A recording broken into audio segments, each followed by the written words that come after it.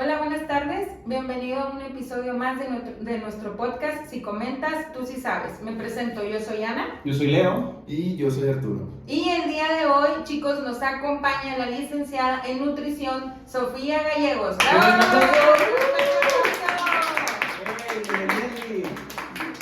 Hola, ¿qué tal? Bueno, pues como Ana ya lo dijo, mi nombre es Sofía y soy especialista en nutrición y pues les doy las gracias por invitarme a su podcast. Espero que sea de ayuda en este tema que tanto causa dudas.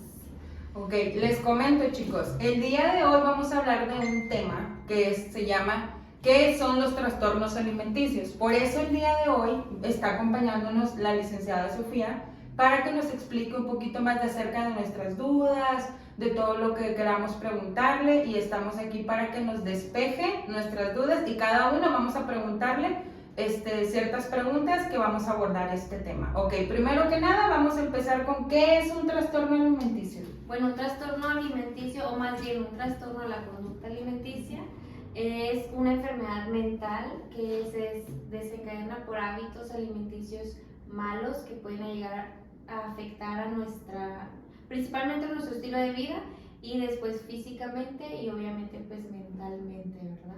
Entonces, pues sí es algo grave que se tiene que atender y ojalá se pueda detectar a tiempo. Si algún familiar o amigo detecta que tienen o empiezan a tener signos de estos, pues hay que empezar a atacarlo y mediante psicología y nutrición, ¿verdad? Ok, muy bien. Okay.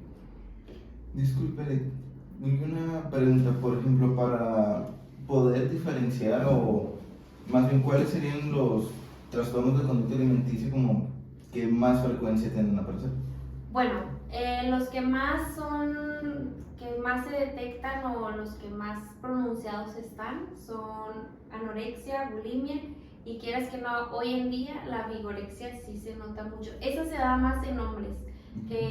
La vigorexia, bueno, ya sabemos que es anorexia y bulimia, ¿verdad? Pero porque pues los tenemos más, como quien dice, visualizados. La vigorexia es un trastorno en el cual se da más en hombres porque es querer tener un crecimiento de masa muscular hasta llegar a tener una deformidad en el cuerpo. Entonces, por eso se nota más en los hombres ese tipo de trastorno de la conducta alimenticia. Ok. Lick, ¿cómo nos puede platicar qué es que detecta problemas de conducta alimenticia en un paciente que llega? De esto que se puede desencadenar a lo que podría ser la dismorfia corporal. Sí, bueno, principalmente se puede llegar o más bien se empieza desde un padecimiento mental, que como tú lo acabas de decir, puede empezar desde una dismorfia corporal. ¿Qué es una dismorfia corporal? Que en el espejo tú te reflejas como algo que no eres. O sea, es decir, tú puedes estar delgado y tú en el espejo te vas a ver siempre con sobrepeso u obesidad. Entonces, desde ahí empezamos un desencadenamiento que se empiezan a ver hábitos alimenticios malos que pueden degradar la salud. Después vienen muchas cosas más sobre presión social. Ahorita, como bien saben, en las redes sociales hay mucha presión social y mucha desinformación que puede desencadenar un trastorno en la conducta de la alimentación. Aparte, también me ha tocado cuando eres un deportista de alto rendimiento, pues te exigen también tener un porcentaje de grasa, un consumo de calorías tal cual. Entonces, también el tener esa presión sí te lleva a ese desencadenamiento de hábitos no muy saludables, ¿verdad? ¿Y cómo lo podemos detectar? Pues principalmente cuando se empieza a hacer dietas de manera extremas, o sea, que agarraste la dieta de tal, la dieta de acá, la dieta de acá, que empieza a haber un cambio tanto corporal, o sea, por ejemplo, en el sentido de que ves una delgadez extrema y aún así siguen haciendo dietas. Ves conductas tipo, por ejemplo, en el caso de la bulimia, que llegan a estar comiendo, eso lo pueden detectar la familia, llegan a estar comiendo, inmediatamente que terminan la comida se paran al baño. O sea, todo eso entre familiares y amistades lo puedes detectar porque inmediatamente que tú sospechas que una persona padece de bulimia, inmediatamente que termina de comer, se va al baño. Por ejemplo, en la anorexia es diferente. En la anorexia hay atracones de comida, pero luego hay una disminución o sea, una inanición que avanza de, no, comí mucho el día anterior, este día no voy a comer nada. Y así es como se desencadena también un trastorno de la conducta mediante anorexia. Hay veces que tienen ambas, o sea, tienen atracones de comida, van y vomitan o y lo desechan al baño mediante el vómito, pero luego viene, como ya tuvieron ese atracón, viene una anorexia en el sentido de que no, ya no quiero comer nada y pasan horas o días sin comer alimento, ¿verdad? Entonces, sí son signos muy puntuales que podemos detectar, tanto amistades como familiares, estar muy al pendiente de ese tipo de conductas. Okay. Ahora bien, ¿cómo podemos implementarlo aquí? Porque tanto todo en el ámbito de la salud, pero como sabemos también, ¿cómo usted se da cuenta en cuestión de que, ¿sabes qué? Ya tengo que canalizar a este paciente en cuestión porque ya está checando usted que ya no está, vaya bien en salud mental. Entonces, ¿cómo lo refiere usted al paciente e invita o lo canaliza hacia un psicólogo? Bueno, hay muchos aspectos, porque cuando una persona que tiene un trastorno de la conducta alimenticia, no te va a venir a ti a decir que tiene una conducta, un trastorno. Tú lo vas detectando o conforme va pasando el tiempo,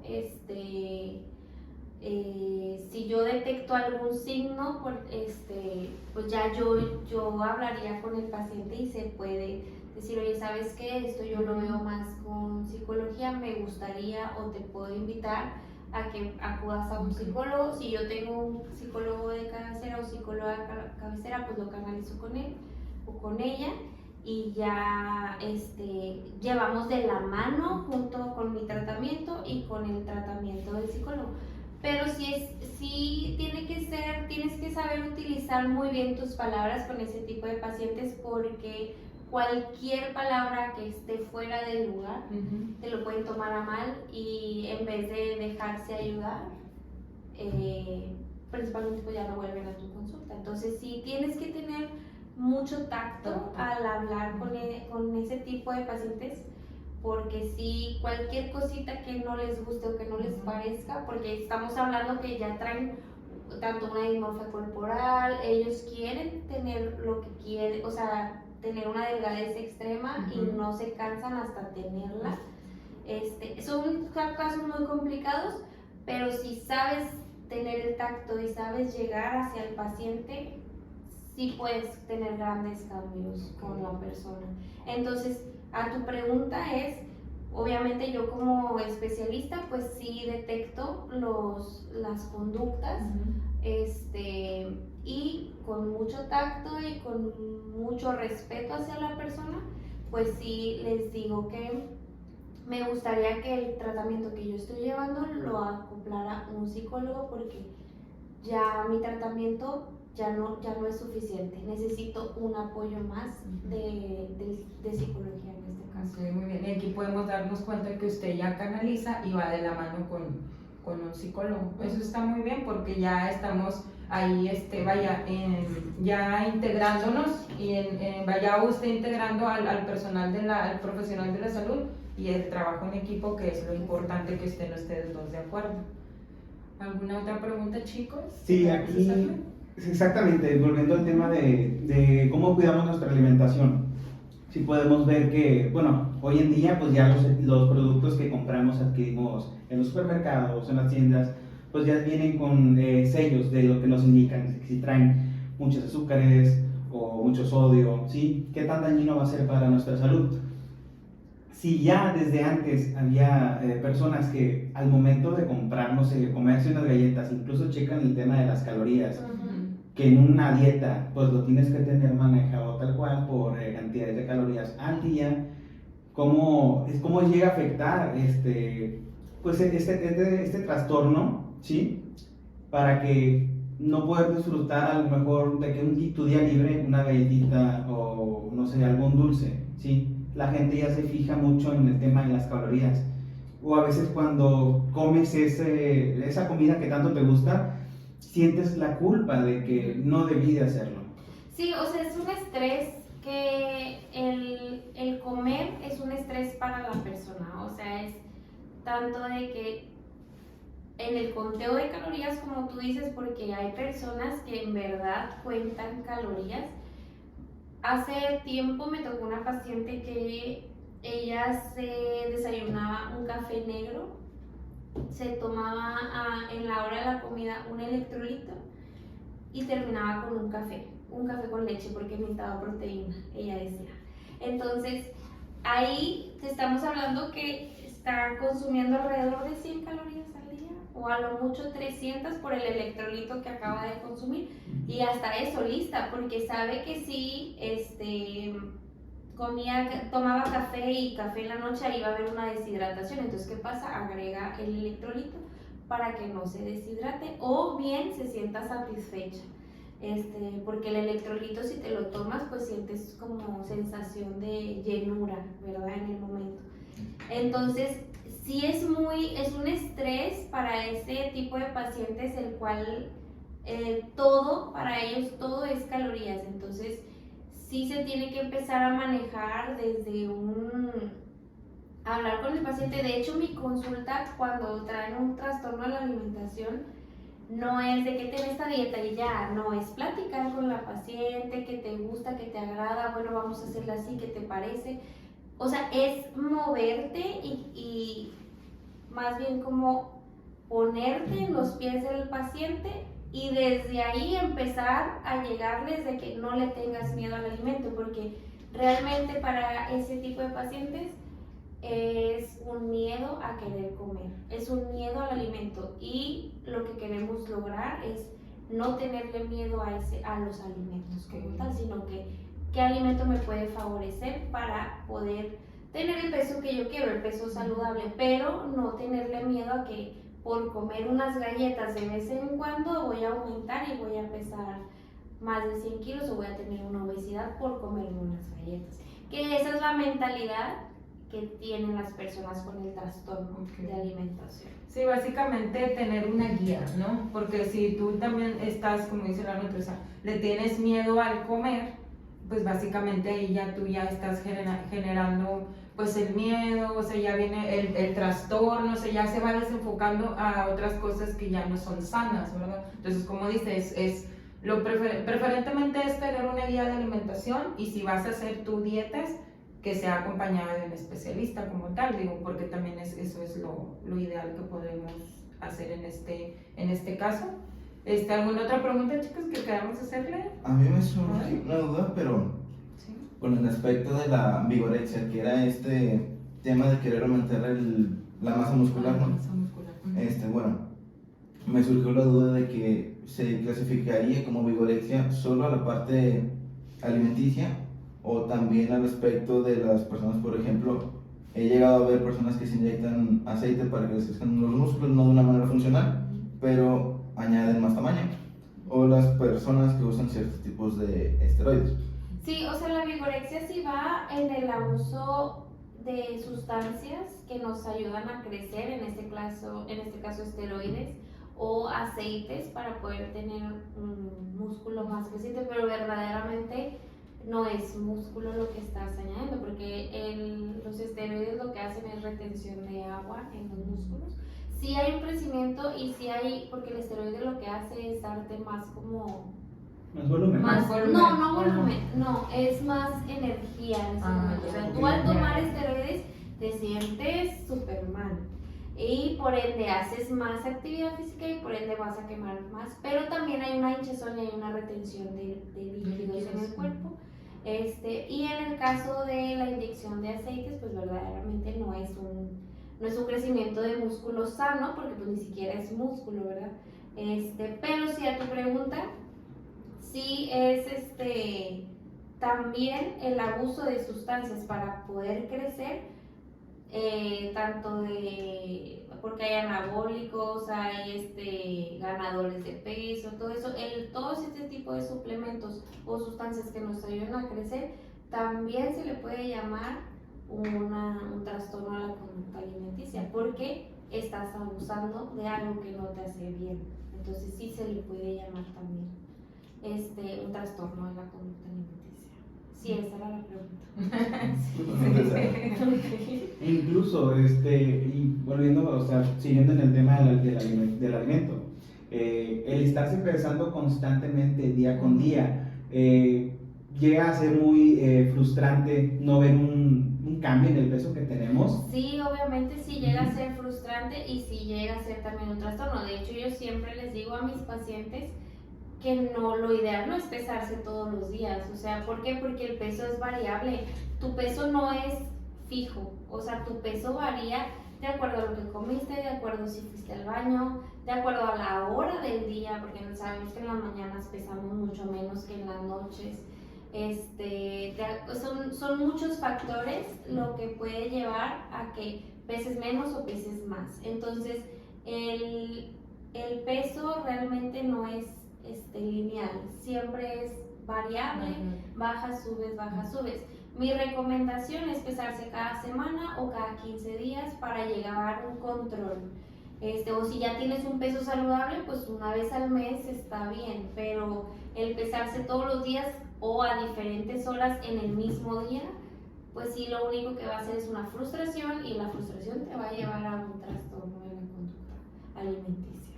Ok, sí, porque también esto pues se lleva de la mano con el tema de el ayuno intermitente. Hay personas que lo dicen que es muy bueno, pero hay quienes abusan.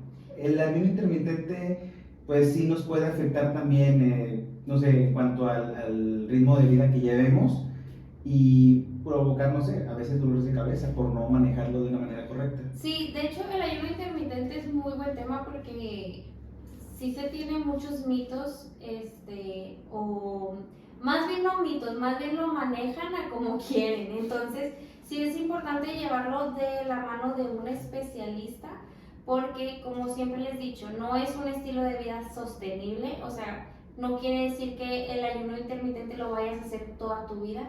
De hecho, yo lo recomendable es hacerlo 3 meses y de poco a poco ir retomando los hábitos saludables, que son desayuno, comida y cena, y a lo mejor entre comidas. El ayuno intermitente sí es bueno siempre y cuando, como quien lo dice, dentro de tu horario que puedes consumir, dependiendo del ayuno que tengas, consumir las calorías que tú necesitas. Por ejemplo, hay gente que hace de 16 horas y tienen 8 horas para consumir las calorías que les tocan. Entonces, si tú cumples con el rango de las calorías que tú necesitas, el ayuno intermitente no te va a afectar en cuestión físicamente o en la salud, ¿verdad? Pero si tú, por ejemplo, haces el ayuno y comes menos de lo que deberías de comer, por ejemplo, haces un ayuno de 16 horas y en el lapso que te toca comer, o en las 8 horas que tú tienes para poder comer, comes nada más un café, y luego comes una ensalada con pollo a la plancha, y luego en la noche comes otro café, pues ahí estamos hablando que no es un ayuno intermitente saludable. O sea, no es lo más adecuado. Entonces, el ayuno intermitente sí es bueno siempre y cuando se consuman las calorías que se necesitan en el día y se lleve de la mano de un especialista, y sobre todo que no es sostenible en el tiempo, como la dieta cetogénica y entre otras. Lo más que puedes hacer un tipo de dieta de ese estilo es 3 meses. 3 meses y a lo mucho, o sea, yo no lo recomiendo tanto. O sea. Bueno, se pueden dar cuenta que también hay que tener ciertas medidas y contemplar el tiempo, ¿no? Y el tiempo, y sobre todo que no es para todos ese tipo de dietas o ese estilo de dietas, porque sí es importante saber qué hay detrás de cada paciente, para saber si se puede hacer o no un ayuno o una dieta cetogénica. Sí, o vaya, si ese paciente puede llevarlo a cabo, o sea, ya también exacto, se detecta de acuerdo si es saludable, si trae padecimientos atrás que le impidan, o si hace ese tipo de padecimientos, le va a afectar más el padecimiento que trae. Entonces sí es importante que sea de la mano de un especialista para que no dañar más nuestra salud. Ok, muy bien. Bueno, si se pueden dar cuenta, es un tema que la verdad sí tenemos mucho que aportar, que opinar, o sea, y la verdad sí agradezco mucho el tiempo que la nutrióloga se ha dado con nosotros, ya que también, pues nosotros también teníamos nuestras dudas, digo, al igual también como nuestra audiencia también puede tener sus dudas, y la verdad sí estuvo muy interesante este tema, ya pudimos abordar ciertos puntos que esperemos a ustedes les hayan gustado también. Y que si tienen alguna duda, algún comentario, sugerencia, si siguen teniendo ustedes también algún tema en específico, nos lo pueden hacer saber también, pero el día de hoy nos pudimos dar cuenta de este tema, que hay mucho que platicar, pero el día de hoy pues sí, ya llegamos al final del podcast, esperemos les haya gustado. Si tienen también alguna duda, nos lo pueden dejar en la cajita ahí de comentarios. Si gustan, también nos pueden decir de qué les gustaría que fuera nuestro siguiente tema, nuestro siguiente podcast. Y ya, bueno, despedimos el programa. Les vuelvo a repetir, yo soy Ana. Yo soy Leo. Yo soy Arturo. Y la licenciada Sofía Gallegos. Bueno, muchas gracias Gracias. por vernos y nos vemos a la próxima.